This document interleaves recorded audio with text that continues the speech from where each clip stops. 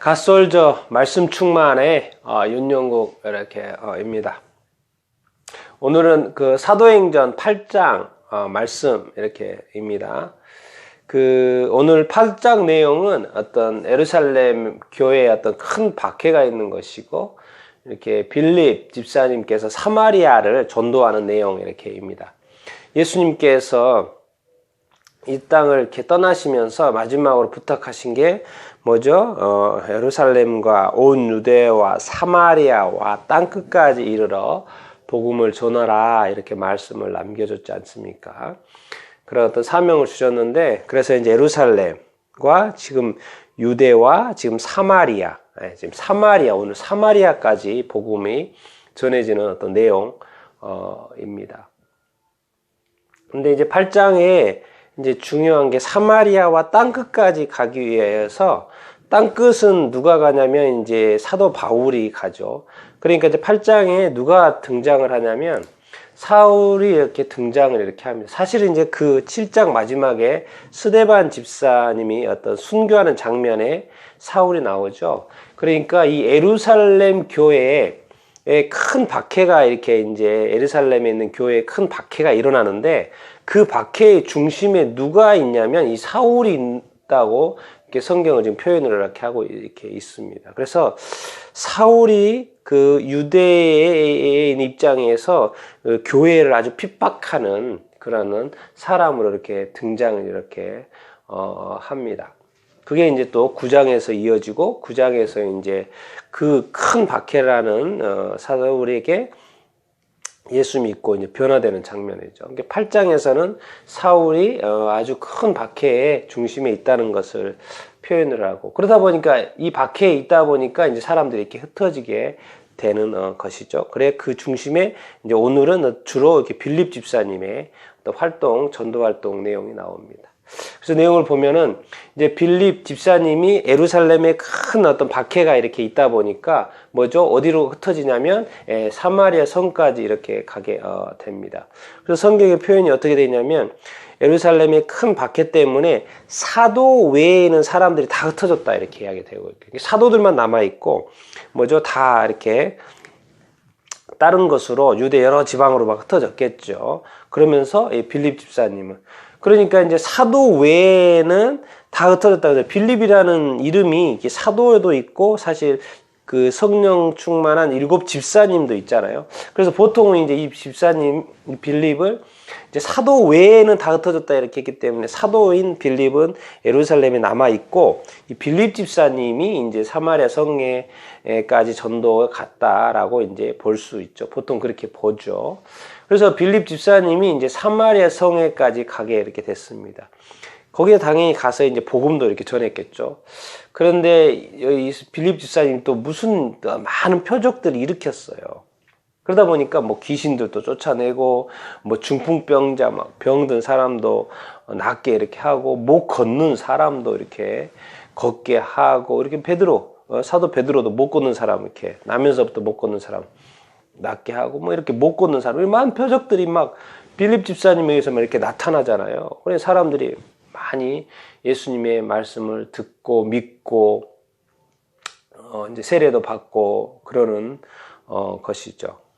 그래서 이 초기 복음 시대에서, 복음 전파의 시대에는 이 표적이 아주 중요한 역할을 또 한 것을 볼 수 이렇게 있습니다. 그리고 사도 외에 또 빌립 집사님에게도 이러한 표적들이 많이 나타나고 있는 것을 볼 수 이렇게 있습니다. 그런데 이제 어떤 비교가 이렇게 나오냐면 뭐죠? 시몬이라는 마술사가 이렇게 사마리아 성에 이렇게 있었어요. 이 시몬이라는 마술사가 그 마술을 막 일으키다 보니까 거기에 있는 사람들이 너무 놀라워했고, 와, 저거는 하나님의 능력이다. 그래서 많이 이렇게 놀라워하고 정말 이렇게 마술사 시몬을 이렇게 따랐던 것이죠. 그랬는데 이 시몬이 누구를 보고 놀라냐면 이 빌립 집사님이 하는 일을 보고 이렇게 놀랍니다. 와, 막 표적들, 기적들을 막 일으키잖아요. 그러니까는 자기도 이렇게 빌립을 보고 놀라고, 그리고 그리고 심지어 또 예수님도 믿게 되고, 또 이렇게 세례까지 받게 됩니다. 세례, 우리가 세례 이제 침례, 세례 침례도 받고 이제 빌립 집사님도 따르게 되는 이런 일들이 발생을 이렇게 하죠. 그리고 그러다 보니까 이제 사마리아 성에 복음이 전해지고, 그러다 보니까 예루살렘에 있는 사도들이 이제 사마리아 성을 이렇게 파견을 이렇게 보냅니다. 거기에 누구를 보내냐면 이 베드로와 요한을 이렇게 파견을 보냅니다. 그래서 베드로와 요한이 이렇게 와서 보니까 많은 사람들이 예수 믿고 세례를 받았는데, 여기서는 물세례를 말하죠. 그러니까 아직 성령을 받은 일이 없는 거예요.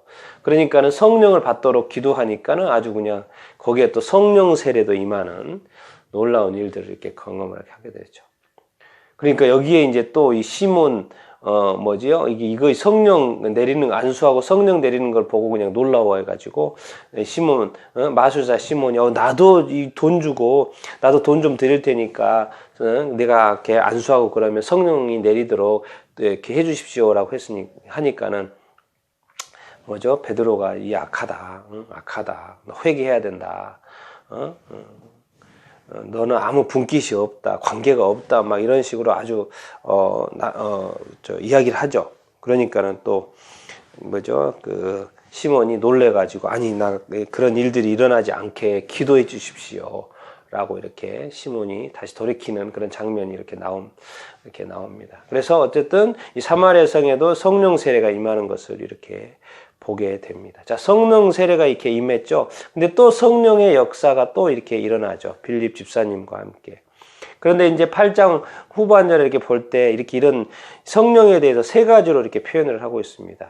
주의 사자라고, 자세히 보면 주의 사자라고 표현되어 있고요. 그 다음에 성령이라고 직접적으로 언급을 하고 있고, 그 다음에 또 주의 사자가 아니고 이제 주의 영이죠. 제가 잘못 썼네요.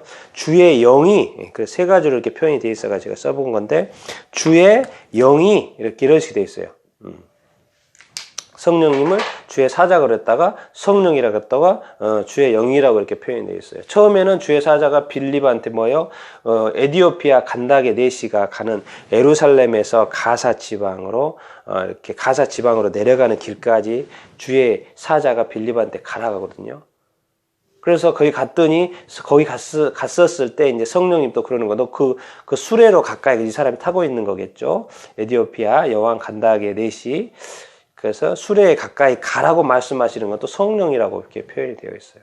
그래서 가까이 갔더니 이사야서 53장 관련해서 이렇게 읽고 있는 거예요. 그러니까 내용이 무엇이냐 물어보고 모른다고 그러죠. 그러니까 이사야 그것도 설명을 해주고 거기에 누구에 대한 거, 예수님에 대한 복음도 전해 쭉쭉쭉쭉쭉 풀어주거든요. 그러니까 그거 깨닫고 또 가는 길에 물을 보고 또 나한테 세례 살라 그래가지고 세례도 받고 침례든 세례를 이렇게 받고, 그때 이제 세례 받고 물에서 올라왔을 때 또 주의 영이 또 빌립을 또 이끌어 가십니다.